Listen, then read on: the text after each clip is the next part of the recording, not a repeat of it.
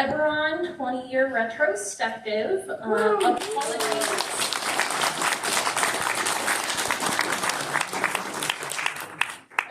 to anybody who had to switch their schedule around because of the date, time, and location switch. I am grateful to all of you. Let's get this started with some introductions. I will be your moderator today. My name is Rebecca Gray. I use she, her pronouns. I am the co-creator of Eberron, A Chronicle of Echoes. What would radio sound like in Eberron? A podcast. I am the author of Textiles of Eberron, Issue 1, 5 Nations, which will be available on DMsGuild later this fall, as well as a little fan fiction. You don't have to take any attention to that. We also have today the wonderful Jeremy Crawford. Please introduce yourself. Hello, everyone. Jeremy Crawford, game director of Dungeons & Dragons, also the lead designer of the Player's Handbook, and had the joy of working on Eberron Rising from the Last War, which is the 5th edition version of the Eberron Campaign setting, and also the best-selling of all of the versions of Eberron. Jeremy, wasn't your first project at Wizards an Eberron project? It most certainly was. My first D&D book at Wizards was The City of Stormreach, which was not only an Eberron book, but also the very last 3rd edition book. So I went right from Eberron then into the 4th edition Player's Handbook. But yeah, Eberron and I go way back. But not quite as way back as... Our lovely Chris Perkins. Hello. Thank you. So today I am D&D's creative director. Back in the day, prior to 2003, I was the creative director of the newly formed Eberron line, among other things. And we'll talk more about that. Yes. And last but not least, Keith. Oh no, this is the old slide. This is the old slide. I'm a monster, I'm so sorry. He has done nothing except...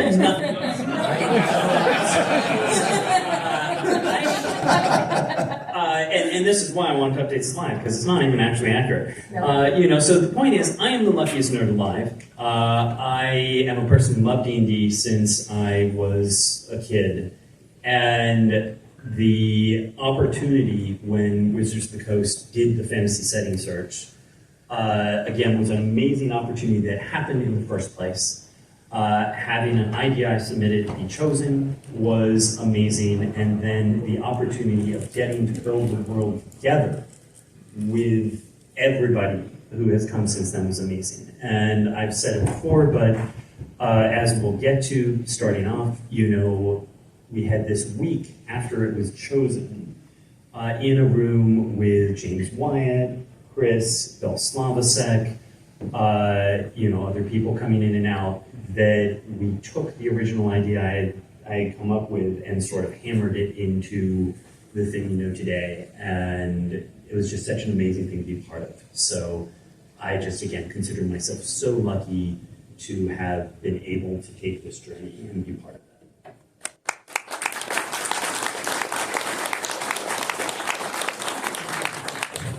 So, did I get a giggle out of you?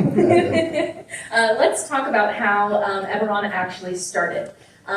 Some of you might know it started with the Wizards of the Coast fantasy setting search. Chris, could you give us a little rundown? Why did you guys do the search to begin with? We were looking to create a new world, a new place for adventures to happen that was built with 3rd edition as its foundation system. And despite the popularity of a great number of worlds we'd had before, we were looking to do something new, both in books and in game product. And so we launched this search because, as you recall, the early stages of 3rd edition, very much like 5th edition, there was a lot of fan engagement happening on. And certainly the company was really trying to rally behind getting the community invested in something completely new. So we put this out there. We got 11,000 one-page submissions. How what did you expect? Like, what did you think? When they came up with the idea, what did they think was going to happen? I expected we'd get like 50,000, but I wouldn't have to read all of them. Because D&D's audience is huge, right? So I just assumed it was some big number. So why not 50,000? But we got 11,000 in. We read every single one of them. Some of us on our vacation. They put them in these, I was telling Jeremy about this earlier. There were so many, you put them in these big giant black binders that you just carried around with you everywhere for about 3 weeks. And there was, I think, 10 or 12 people in Wizards who were tasked to read them all. Bill Slavisek was one because he was the director of the game studio. Mary Kirchhoff, she was the director VP of book publishing. She had to read them, and then a bunch of other people, including myself. And so we went off, we read them. We saw everything from Gnome World and Duck World to really sort of daring, bold ideas, but nothing quite like what we ended up settling on. Did any pop out to you in particular as, oh, that's a really weird one, or this is one that I really enjoyed? Several, and because we were all looking at different ones at our own pace, we all had a chance to pick our favorites and then talk about them. We had meetings where we just sat down and said, okay, Bill, which ones have you pulled out of your big stack so far that you want us to talk about as a room? And then we'll all look at them and then comment on them. We all had different ones, because we all have different tastes, of course. But occasionally in that mass, one would get pulled out by multiple people and said, oh yeah, I also pulled that one out. And then we'd give those extra special attention because multiple people sort of glommed onto them. Yeah. Jeremy, did you submit any settings to the settings search? I did. Do you want to take some time away from Eberron and just give a quick pitch? I won't, only to say that I had no idea at the time that I would later join the D&D team and then eventually become to where I am now as the games director. And we have actually been putting parts of my setting into the core game for the last 10 years. Those are hashtag goals. and it's specifically in all of our Ravenloft products have pieces of the setting that I submitted. So in many ways, my setting was also accepted.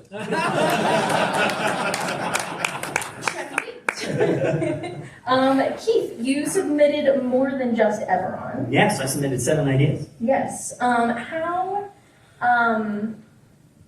do you feel about Eberron being the one chosen? It made a great deal of sense to me, even though it was the one I submitted last, and it was the one I just submitted, not because I thought it was the one that had the best chance, but because I just thought it was fun.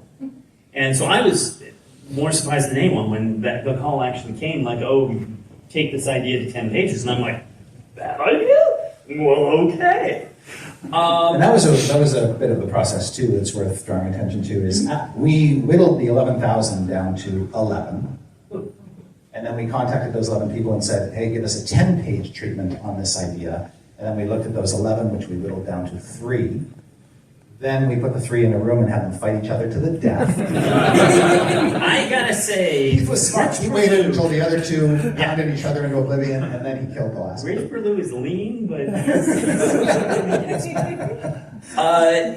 to me, part of it was not understanding sort of what was being looked for. So having talked to Bill, having talked to folks, at the end, I totally see why Eberron clicked, and I totally see why some of my other ideas, didn't click because they were narrower or more specific or more exotic. Whereas part of the point of Eberron is it can encompass, it can pull things in, it can tell a noir story or Raiders of the Lost Ark, which was part of what was very useful here. Whereas I know from Bill, a lot of the other settings he sort of describes as, well, D&D, but cut out X, Y, and Z. And that wasn't what you wanted to do with the flagship. Yeah, we wanted to use all the all the elements of the core game had to be present, or at least we could somehow work them in.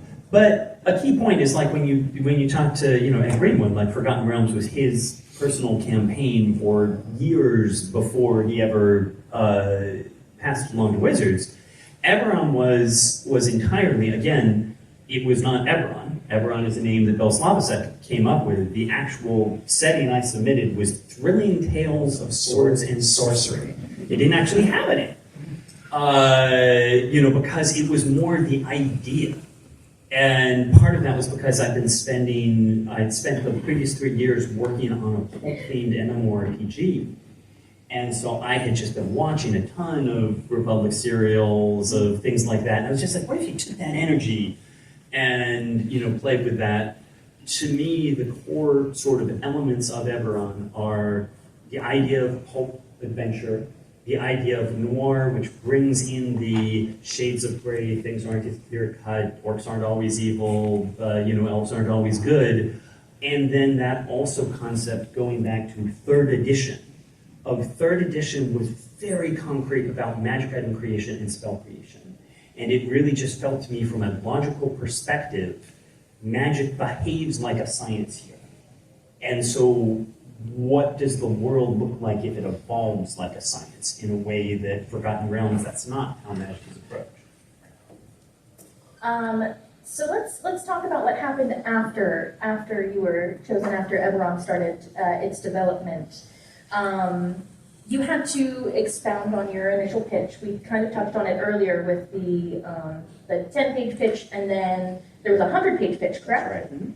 Right. Speaking of, Keith, you've talked about how that original setting Bible is somewhere in the Wizards of the Coast offices. Currently, it's in my garage.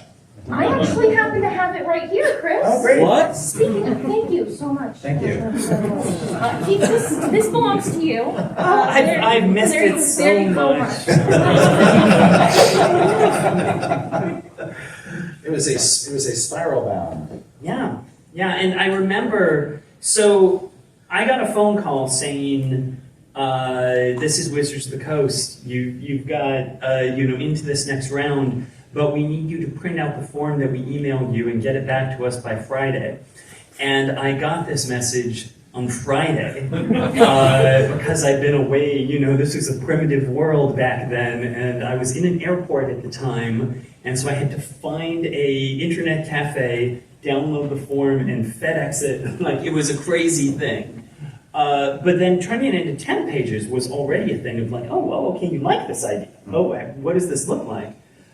And then to the 100-page, that is where the 3 of us were given some fighting tips. Like, here's a knife. Yes. But basically, that was when we had a little more sense of this is what we liked about your submission. And this is something we'd like to see more of. So that was the point of the 10-page. The Warforged didn't actually come up in the 10-page because I was coming from a perspective of, oh, D&D has so many species, it has so many things, they probably don't want more. And one of the things was, oh no, we'd like to see a couple of unique species that really capture the flavor of the setting. And so Warforged and Dragon Marks were both things that actually only entered in the 100-page, and that were then further refined and sort of ironed out in that development process. Yeah, and the Warforged weren't called the Warforged. No, they were called, I want to say Spellborn or Yes, something. Like, right. the original idea of the Warforged in the 100-pager I had was there was a particular nation making them rather than the Dragonmark house, and that they were all custom made. So it was like I did include a little like species lineup like you see in the player's handbook, but like the 2 Warforged were completely different. Mm-hmm. And that was part of the process, when we really figured out how the Dragonmark houses work, when we really figured out, the thing is it sort of, and part of that is Steve Prescott. Steve Prescott. I'm glad you brought that up, Yes, because go we ahead. brought in 3 concept artists, Mark Tadine, Steve Prescott, and Dana Knudsen, to work with us very closely on some of the early concepts, from the new species to some of the locations. And Prescott was the one who nailed Amazing. the Warforged immediately. Yep. And that's the point, that iconic look with the face, with the fact that they have those sort of root-like tendrils under the, fitting that idea that they're living constructs. Like, he totally hit that. But that was very much like, he took the concept, living construct, and drew it. And we did almost no iteration on that. He also, both him and Mark also helped kind of bring the Warforged, what is the engine, the Creation Forge. The Creation Forge, thank you, that to life. design. And I'm just throwing out, credit to Prescott where it goes. Also, things in particular, the Inspired and the Kalishtar, their sort of headdresses, what I call the Pela. Again, that's just something he came up with, which I love. Is this sort of coral shell? It just makes them look very different from a sort of industrial society. And by the way, that's something that D&D had never done before, bring concept artists in-house to work with us. Magic had done it a lot, and we just basically stole their blueprint. Exactly. So this was a new thing for us. We didn't know what we would get out of it. And a theme that we'll touch on probably again in this panel is many things that were done for Eberron actually started to become norms for D&D all up. So to this day, that concept process where artists are helping to set not only the look of things in D&D, but sometimes even the function of something in D&D. Like an artist will draw something and we're like, oh, we will now design game mechanics to make that a reality in the game. I was talking earlier today about the player's handbook, that there are even new rules in here inspired by things our artists did, and that all started really process-wise with Eberron. And I'll just, a very specific example of that to what we were just talking about is with Prescott and the Warforged, is he just drew them with this sort of T-slot on their chest. That was just something he put in there, and we were all like, okay, that's where the dosage goes. That's clearly... and so it's just things like that of, again, like you said, the creative process sort of going in multiple directions.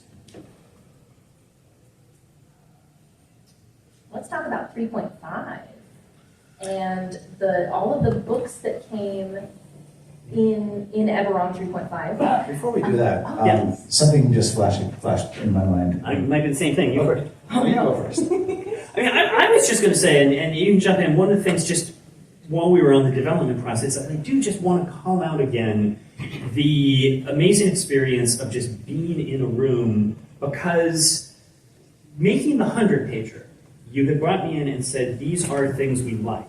But that was all. And it was just a very high level because, of course, you're not playing favorites, Coming into that room after it has been selected was when everyone is then concretely saying, here's what we like, here's what could be cooler, and how could it be cooler? And we just, for 2 weeks, we're just sort of taking each piece like, this is one people have probably heard before, but the point is the Talenta halflings. I had a nomadic halfling culture. And part of the point was, okay, that's fun, we like that, but what are they riding? Like, what are they like? And just out of that conversation, coming the idea, well, they should be riding dinosaurs. Because, of course, dinosaurs have been part of D&D forever. Yes. It's so Lost World pulpy. Yes. But that was James Wyatt is just insane for dinosaurs. Yeah, and that was James. James is like, what about dinosaurs? And we're all like, of course it's dinosaurs. Halflings on Raptor. Yeah. But that's a perfect point, is there are so many little things like that, where to me, Halflings on Raptors is just so iconically Eberron. But that was just something that came in that process of collaboration. Yeah, that's what I was going to say. Yeah. Wonderful. Thank you so much, guys. Yeah. So I wanted to ask you, Chris, what was the process of deciding, there's 14 books written for 3.5 in the Eberron setting. What was the process of deciding which topics were going to be covered? Very famously, there is not an Erenol source book, which is a sore spot for a lot of Eberron fans. Yeah. That's a great question. So we started off, planning maybe a year or two out. We had slots that we wanted to fill with books, and it was a conversation in the design team led by Bill Slavosek to figure out what are the books that are going to give us kind of the best bang for our buck, or that sort of tapped into key themes or concepts that would resonate with the fans and frankly, sell well. Books that offer a combination of world lore with crunchy mechanical bits, new player options, new magic items, new monsters, whatever, and just making sure that each one was a big enough idea to really sort of to justify its existence. The adventures were a little bit different because we knew right out the gate that we wanted a handful of adventures that DMs could just pick up and start running a campaign as quickly as possible.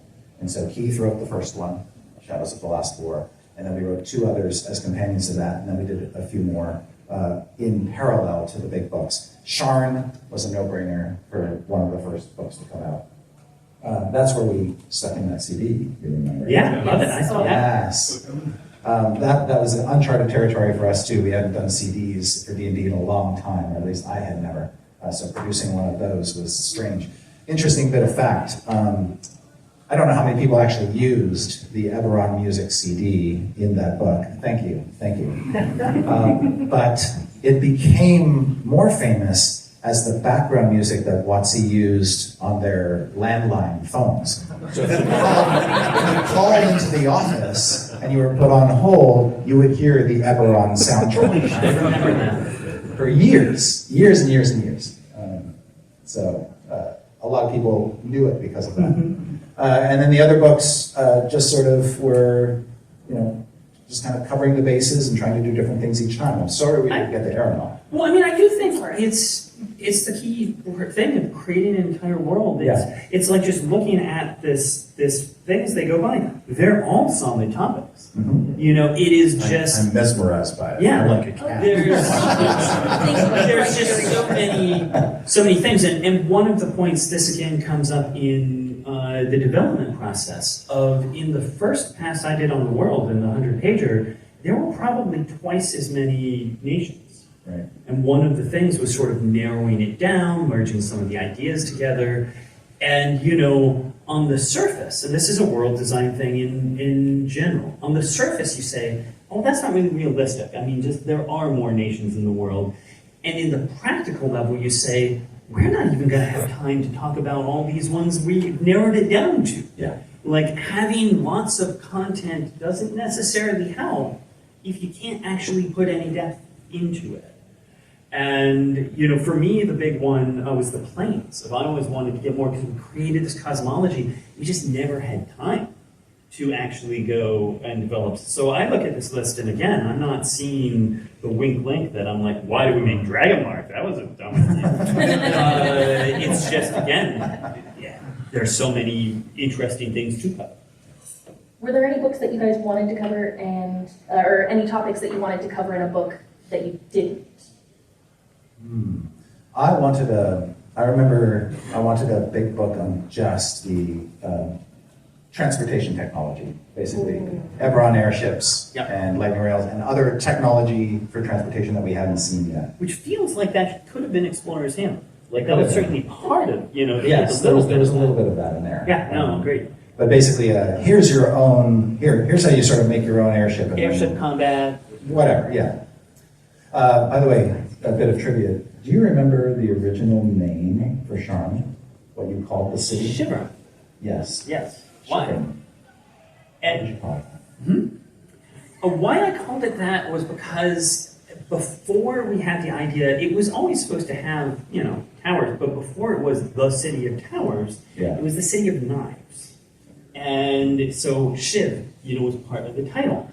Funny thing is, I know that Shifrin still remains as a town in Valinor. Yeah. I think. But do you have is there a follow up to this? No, I was just. This is further. It's an interesting point of a lot of the, most of the names as you know them, a lot of them came from Smatasek. Yes. And one of the things I distinctly remember is a bunch of us on the team saying, why Corvair? Because it's the name of a car. And it's the name of a bad car. And that Bill was just like, because that's what it is. And he had a Corvair when he was growing up, as I recall. Yes. But But it is the case that there's a bunch of little shifts like that. Like Fairhaven was originally what I called the nation that is now Undair. And similarly, I have a feeling that Sharn might have been Breland. Whereas on the other hand, I feel like Breland might have been the Talenta Plains. Because I was sort of picking off of Bree, you know, in The Hobbit.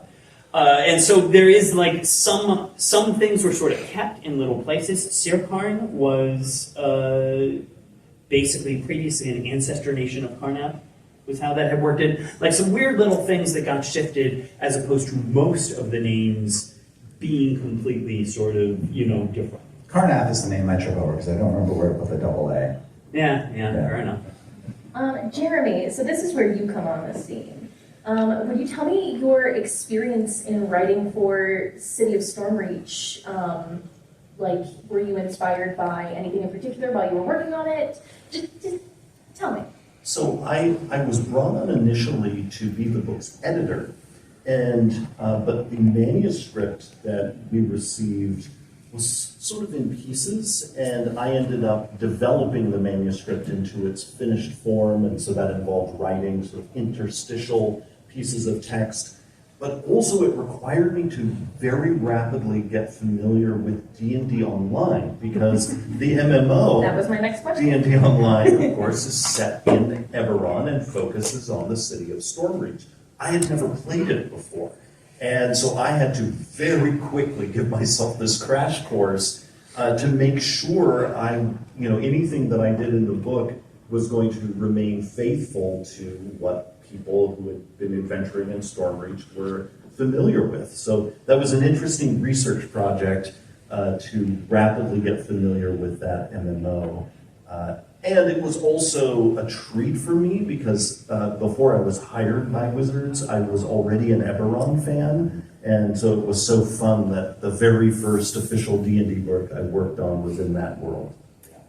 Oh, lovely. You just no sleep one night, just played through the main campaign. Well, it was a combination of trying out just the first part of the game, but then also they had provided us with a setting Bible that I was like very rapidly reading through.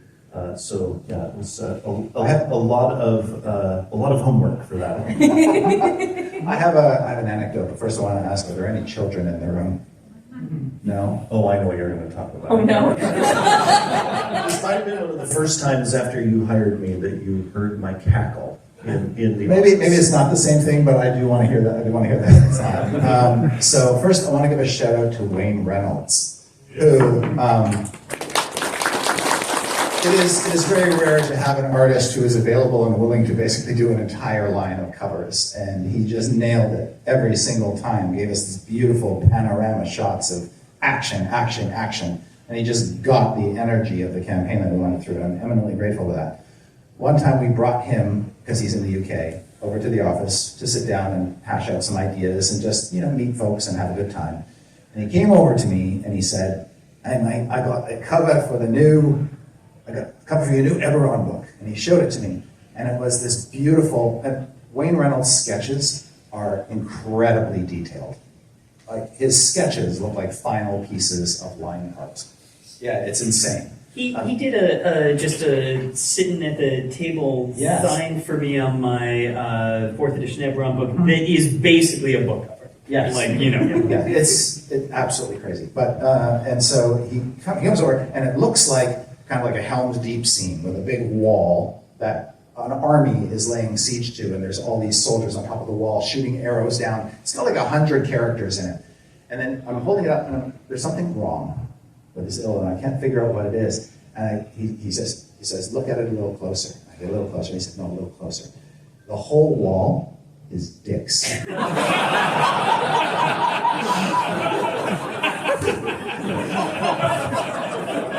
Big giant Helm's Deep wall of dicks. I was like, "Yeah, we're not going to use this." "Can I keep it?" He said,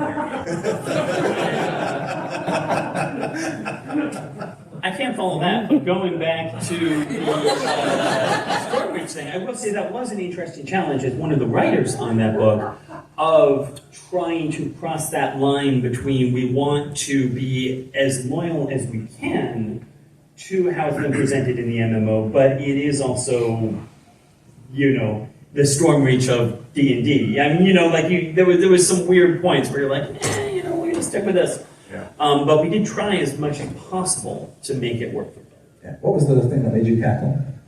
Oh, so The wall of vagina. No. It was a neighborhood in the city of Stormreach where I got the see now you know. I got the manuscript and was examining not only the text but carefully studying also the map of the city, because we also had to make sure that the map was correct, and because it's very easy for any detailed setting map for labels to end up on the wrong thing. And I just started cackling to the point where I started crying. I was laughing so hard when I saw that I had to seriously, shepherd through the process of finishing the book and off to the world. I had to make sure that, yes, indeed, there was a neighborhood called the Wets. Which has actually inspired a lot of Jeremy's campaign. That he runs for us. Yes, in my home game there is a nightclub that one of the theme nights has that as a name. Yeah. That's wonderful. Let's go. Thank you, Stormreach. I'm actually curious, just one last thing before we jump into fourth, a detail to you, if you would share, is what I know is the first book I worked on after the Eberron Campaign setting was Sharn. While I was working on Sharn, Five Nations was also in development. Right. And something ended up where most of that had to be rewritten. And what was it? Did the writers just not grasp the idea of Eberron? What went wrong with the original pass on it? I'd rather not say. Does it have to do with walls, is all I'm saying. Bill Slavic said the same thing Yeah. earlier this year, Okay. so That's fine. Yeah. it's all right. Not everything is a smooth operation, and things happen. Yeah. And sometimes, but I think I'm really happy with how it turned out, No, absolutely. and I'm really glad that we could flesh out some of the other cities outside of Sharn. Now, I have to say it's one of the books I refer to quite a lot because I love the both the 5 things every person from Witness should know, but also the lists of names. I'm always jumping on that for relish names. Yeah, I love stuff like that. Far too many Thrains named Sarhane. Yeah, That's, it's a very common family name. yeah. Yeah. Anyhow. Yeah, that product was a difficult gestation, but we got it through. So moving on to 4th edition, I'm sure that this was a bit of a hurdle because Eberron was built so deeply on the concepts of 3.5. And there were some concepts that were introduced in the 4th edition PHB, such as Dragonborn, that previously in the setting just hadn't been given a home. So what was kind of the process of figuring out where those things in 4th edition would go and which things needed to go into Eberron? I remember those meetings. Yeah. That's when you came in That's right. to the office, and we needed to figure out where to place things. And one of the things that really saved us in this effort is that Eberron had been built to absorb all of D&D at the time, which meant Eberron had, even if it didn't have a specific place for something like Dragonborn, it was so rich in its sort of tapestry of cultures and geographic locations that it ended up not actually being that difficult to just decide, oh no, the Dragonborn have been hanging out here, there haven't been any newspaper articles about them yet. And I think that was an interesting approach in 2 ways. The 2 things that struck me are that, and the point was saying we don't want to and don't have to change the setting. We aren't just dropping a nation of Dragonborn right between Greyland and Ondair. we're just saying, well, the Dragonborn were there. They were in Kabar, and you just didn't read about them. Right. You know, and so the second point of that was there was a lot of discussion about whether to advance the timeline, whether to say, okay, and 4th edition will be Eberron 20 years from now. And we had a lot of talk about, well, what would change, what would happen.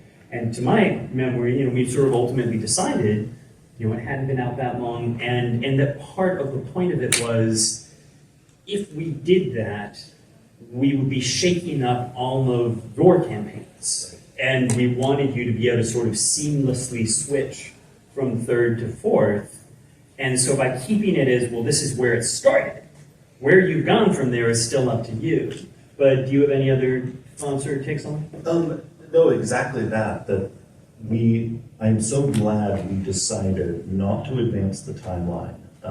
And that in many ways for me was keeping with Eberron's philosophic roots, because Eberron again was meant to be an outgrowth of the game itself. And so we were in that decision emphasizing play. We were emphasizing other people's use of Eberron, not our use of Eberron. And so that's why we didn't want to essentially pull the rug out from under everyone and say, now you have to relearn all the lore of this setting. But then we also had fun things with even like, and it turns out there've always been pathways to the Feywild here. And we were able to really, through just sort of shifting the narrative focus a bit, I think naturally integrate many of the elements that were introduced in 4th edition. Yeah. I think on the story point too, that if you advance something 20 years, you're kind of shifting some of the key themes of the setting. Right. You're not dealing with the immediate aftermath of a war. Right. Enough time would have passed that you'd almost be preparing for the next conflict. And it's interesting to me saying that, because one of the things I always say about Eberron is, oh, it can tell any kind of story. And the point is it can't. It can tell, you know, Rages the Lost Ark, it can tell the Maltese Falcon, but that is all set against this moment of the wake of the war, of the impact of the morning, of things like that. And that's just sort of the point of 998 is a moment when there's all sorts of interesting paths to follow. And it's not that we couldn't move it forward, but if we did, we'd have to close some of those off, and they're all interesting. Exactly. You know? Yeah. And we have found shepherding other D&D settings that also one of the dangers of advancing timelines is if you have a setting whose identity isn't just about the geography and the culture, but also about a moment in time, which this is true of Eberron, but it's actually true of several D&D settings. I'd say Dragonlance is another one that is at its most popular about a moment in time, and any time, and we knew this from our other settings, if we advance the timeline too long, a setting can actually start to lose itself, where it really starts turning into a different setting. And this is a thing for me that I've just always been impressed by and grateful for, is that, you know, when I was growing up, I loved all the settings that were out there, but I always did my own thing. And I would buy things and I would read them and I would draw ideas from them. You know, loved Barrier Peaks, but I would also make my own thing. And to me, that's sort of part of Eberron is saying I wanted it to be something where this is a starting point, but make it your own, change what you want. This is the whole thing about when we get to the conversation about guns of, oh, I don't use them, but if you want guns in your Eberron, have guns in your Eberron, you know. But the big thing there to me is the morning. The morning was sort of a key example of that. It's a powerful idea within the setting, but it is a point of inspiration. It is up to you to decide where do you go with it, what do you do with it. And to me, the fact that over 20 years, no one has ever felt the need to say there has to be this canonical answer to the morning really is about that, embracing that idea and saying this is your mystery to answer. Mm-hmm. I'm going to switch our slide, but it's kind of still on topic. What's, you know, as we move on from 4th edition, you know, 3.5 to 4th, and then 4th to 5th, what are the biggest challenges of switching editions with a setting like Eberron? So, because we had already done so much groundwork in the transition from the 3rd edition Eberron to the 4th edition Eberron, I would say the transition to the 5th edition Eberron was actually quite easy, because we had already opened up a number of doors. And then one of the main additional doors that we wanted to open, and this was something Keith and I talked about over brunch here at Gencon years ago, before we were even officially working on the 5th edition version of Eberron, is opening the door to the rest of the D&D multiverse. Because one of our sort of meta concerns was that Eberron was sort of locked away from the rest of the D&D multiverse, and we knew that for most D&D fans, the setting of D&D is the multiverse itself. And so in a way, wanting to ensure that Eberron remained a healthy part of the broader sort of constellation of worlds in D&D, we wanted to crack that nut of how do we protect Eberron's distinctiveness, including its fascinating cosmology, but place that like a jewel in the broader multiverse of D&D. And I was so glad that we figured out a way to thread that needle where, again, it gets to continue to be itself, but it's also not locked off from the rest of the multiverse. There is a practical play element of that as well. Because of the conversations we had to have for the 4th edition Eberron of, okay, now we have to say where Dragonborn are, for example. I essentially wanted to future-proof for D&D. I wanted to make it so that we didn't have to keep having this conversation every time the game evolved. And by placing Eberron inside the broader multiverse, it then just simply meant that, like any D&D world, there can be setting bleed. And what I mean by that is every D&D world is susceptible to things from the other worlds seeping into them. Are you saying Elminster can show up in Eberron? Absolutely. Well, we'll find out in 30 minutes. And that setting bleed, it's not just important for being able to easily bring that cool thing you like from one setting into another. It's a core part of D&D's identity. It has always been right in the player's handbook itself, going back to 1st edition, where that's why no matter what world you're on, you can cast Mordenkainen's Faithful Hound, even though Mordenkainen is from an entirely different world, because D&D has always been about these worlds all sharing this massive, amazing multiverse. One thing also that strikes me is a number of people have always, said like, but Eberron was made for 3rd edition. As Chris was saying, like that was the whole idea. How does it work? One of the things for me is there's a couple of the key mechanics that have evolved that to me actually work better for Eberron, which are cantrips and rituals. Yep. That always, the system of Vancian magic never really clicked with the core idea of everyday magic in Eberron. Mage rites make so much more sense in their 5th edition incarnation than in their 3rd edition incarnation. And so part of it is that, again, there have been 1 or 2 points where you're like, I think the thing that's the trickiest, because it was part of what inspired Eberron, is the shift in magic item creation. Where, again, 3rd edition had such a concrete, detailed, fundamental system, and 5th is a little more loose about it. That's not a problem. It's just, you just have to be a little more loose about it. But as I said, to me, cantrips and rituals just, again, really make the idea of Eberron flow a lot better than it actually did.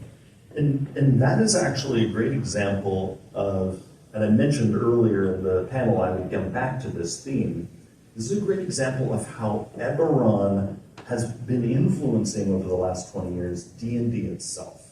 Because the adoption of at-will magic that when Eberron first came out was a very Eberron thing, well, that became such a norm for us that, well, then it became a normal part of the game itself. Another great example of this that Keith, you and I talked about while working on Eberron Rising from the Last War is that when when the original Eberron came out, the core game had very specific assumptions about alignment and this idea that, you know, certain types of creatures were inherently one alignment or another. And so then Eberron broke from that by introducing, you know, this idea that no, there's actually a lot of moral ambiguity in Eberron compared to other D&D worlds. Well, fast forward to 5th edition, that Eberron assumption of moral ambiguity is now the assumption of the whole game. And so it was an interesting thing for us that we had to keep an eye on, actually, the manuscript to make sure we weren't having any kind of old Eberron assumptions, because we no longer had to have the setting sort of counter Right. base You game. didn't have to call this out as dramatically when, no, this is just how it is. Right, this is just now D&D. Right.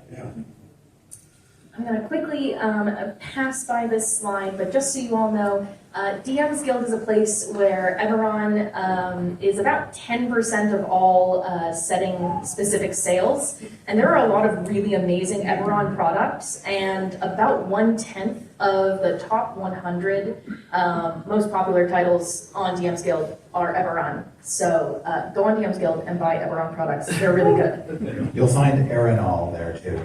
Yeah. I'd like to talk about the future of Eberron while everyone can look at these lovely memes that we've created. As we are moving on to 5.24, have you... You can call it whatever you want. That's what we've been calling it in our little community. Are there any like specific, because you've been talking about Eberron concepts that have been moving forward, are there any plans that you can open up maybe a little bit of Eberron? So there are a few things I can say today, and you know we're never allowed to talk about things we haven't announced. But just as a decade ago, when we released the 2014 Player's Handbook, and as well as the Dungeon Master's Guide and the Monster Manual, we filled those books actually with hints of things that were going to be coming later. And you can actually, if you look back over the last 10 years, a lot of what we did was foreshadowed in the core books. And so all I will say is, here I have the new Player's Handbook, which is released here at Gencon. And one of the chapter openers of the Player's Handbook, first time for any D&D's Player's Handbook, is an Eberron painting. Oh. So ponder that. The Lord of Blades, and just to show how much Eberron has now affected the core of D&D itself, who would have thought 20 years ago that the Lord of Blades would eventually be in the Player's Handbook itself? Although, on behalf of the Lord of Blades, I would like to note that this is the equipment chapter, and this really says to me that you're treating Warforged as tools.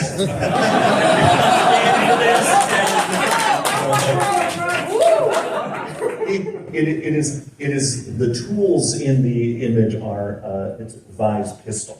Fair enough. Because in this Player's Handbook we introduce pistols, and so we have right there in the chapter opener a character firing their pistol.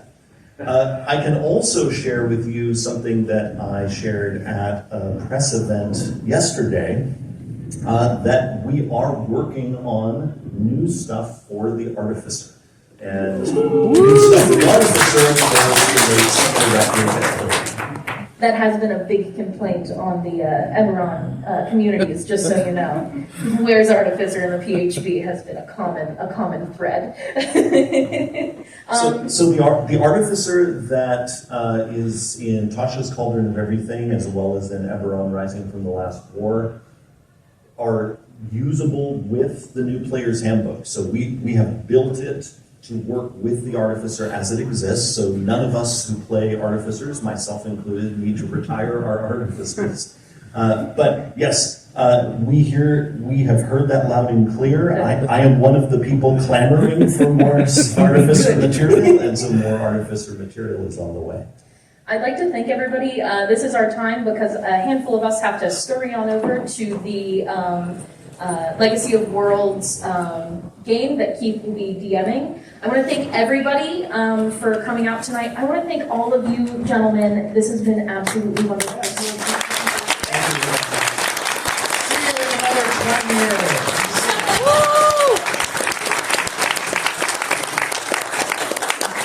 David Rich came from, man.